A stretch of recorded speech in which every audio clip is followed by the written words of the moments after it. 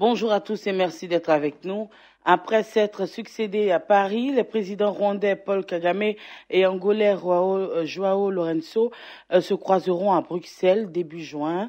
Les différentes rencontres bilatérales devraient donner lieu avec la diplomatie belge à de nouvelles discussions sur la crise en République démocratique du Congo, nous dit Fleur Kofi. Le dialogue est décidément très dense ces dernières semaines entre les chefs d'État d'Afrique centrale et leurs homologues européens. Début juin, deux d'entre eux, João Lourenço et Paul Kagame, qui viennent de se succéder à Paris, devraient à nouveau se croiser, à Bruxelles cette fois. Le président angolais effectuera une visite officielle en Belgique du 3 au 5 juin. Il doit y rencontrer le roi Philippe, le premier ministre Charles Michel et le vice-premier ministre en charge des affaires étrangères Didier Reynders. Il devrait également en profiter pour effectuer une visite au port d'Anvers ainsi qu'à son secteur diamantaire.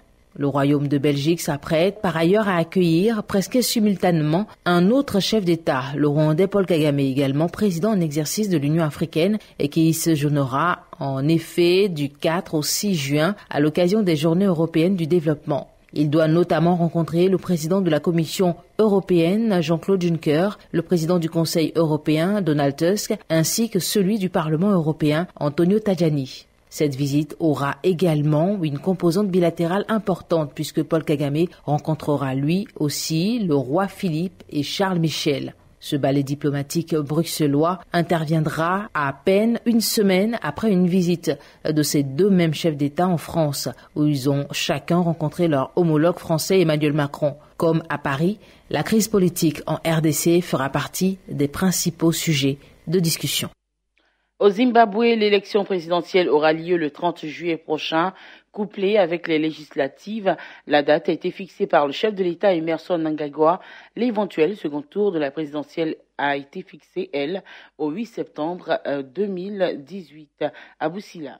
Le Zimbabwe organisera le 30 juillet prochain les élections présidentielles et législatives, premier scrutin depuis la chute du président Robert Mugabe en novembre, a annoncé hier mercredi le journal officiel. Le chef de l'État Emmerson Mnangagwa a déterminé que le lundi 30 juillet 2018 serait le jour de l'élection du président, de l'élection des membres de l'Assemblée nationale et de l'élection des conseillers municipaux, écrit le journal. Le second tour de la présidentielle, s'il y en a, aura lieu le 8 septembre cette année. Emmerson Mnangagwa, ancien proche de Robert Mugabe, est candidat du parti de la ZANU-PF au pouvoir depuis l'indépendance au Zimbabwe en 1980. Sauf énorme surprise, l'actuel président Emmerson devrait l'emporter et probablement dans le premier tour face à une opposition orpheline de son chef historique Morgan Tsvangirai, décédé en février. Emmerson Mnangagwa, 75 ans, s'est engagé à organiser des scrutins justes et transparents alors que les élections de l'ère Mugabe ont été entachées de violence et de fraude. Emmerson a précisé que son équipe veillera à ce que le Zimbabwe ait des élections libres, crédibles, équitables et indiscutables pour que le pays s'engage dans le monde en tant qu'État démocratique qualifié. S'il y a une chose que le nouveau président n'ignore pas, c'est que ce scrutin sera suivi de très près par la communauté internationale. La crédibilité démocratique de Mnangagwa est donc en jeu. La tenue de ces élections permettra au Zimbabwe de renouer avec la communauté internationale et les institutions financières pour une relance de son économie. 3 hommes tabassés par des gendarmes à Doba, la justice du Tchad paralysée. Le système judiciaire tchadien est aujourd'hui, on l'a dit, paralysé par une affaire qui l'agite depuis le 22 mai, nous dit Asta Sidibé. La justice relaxe ce mardi-là à Doba, dans le sud du pays, 3 hommes accusés par les plus hautes autorités politiques et militaires de la ville de complicité d'associations de malfaiteurs, en lien avec une sombre affaire d'accusation de détention d'armes. Sauf que ces hommes sont ensuite attaqués par des gendarmes, arrêtés et tabassés publiquement. L'affaire a pris depuis une dimension nationale, d'autant que l'ordre des avocats parle de 1e cas. Réunis en assemblée générale ce dimanche, l'ordre des avocats a décidé de faire une grève à des prétoires de 3 jours à sortie d'une condition, que 3 hautes autorités de la ville pétrolière de Doba, dont le gouverneur et le chef de la légion de gendarmerie, soient démises de leurs fonctions et jugées. Ces hommes sont accusés d'être derrière les violences du 22 mai. Ce jour-là, alors que le juge d'instruction signe un mandat d'élargissement et que l'avocat est relaxé met ses clients dans son véhicule, ils sont attaqués en plein jour par 3 véhicules remplis de gendarmes qui n'hésitent pas à leur tirer dessus, puis à les poursuivre jusque dans les locaux du tribunal de grande instance de Doba. Là, ils vont arrêter de nouveau les 3 hommes, les frapper devant tout le monde avant de les ramener dans leur cachot. Dans un premier temps, la réaction est locale. Les magistrats de Doba ferment leur tribunal par crainte pour leur sécurité et les avocats se mettent en grève. Mais l'ordre des avocats explique que ce scandale a été la goutte d'eau qui fait déborder le vase. Un mouvement qui pourrait s'inscrire dans la durée. Face à ce qu'ils qualifient d'actes inimaginables dignes du Far West, selon RFI, les magistrats exigent la libération des 3 prévenus et que les auteurs de l'opération soient traduits en justice. Des points sur lesquels ils se sont tous mis d'accord. Incroyable, inimaginable, insolite, inconcevable. On a beau multiplier des adjectifs pour réfuter une telle allégation, c'est pourtant ce que révèlent les dépêches de Brazzaville.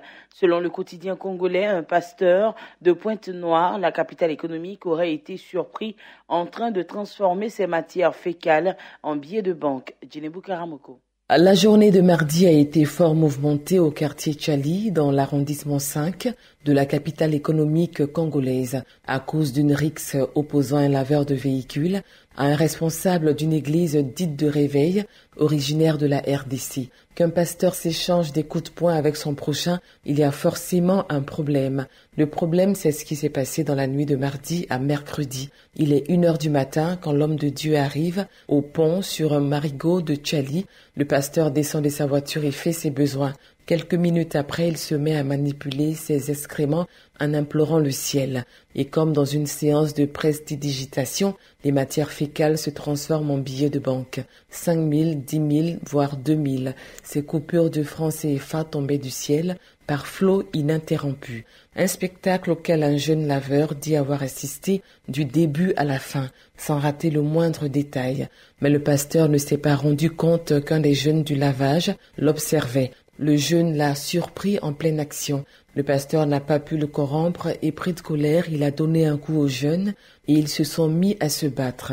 Ils se sont tellement battus qu'ils ont fini par attirer l'attention de tous les habitants du quartier, voire de toute la ville. Il a fallu l'intervention de la police pour disperser cette foule immense qui tenait mordicus à voir ce pasteur et ces millions de francs CFA qu'il aurait fabriqués.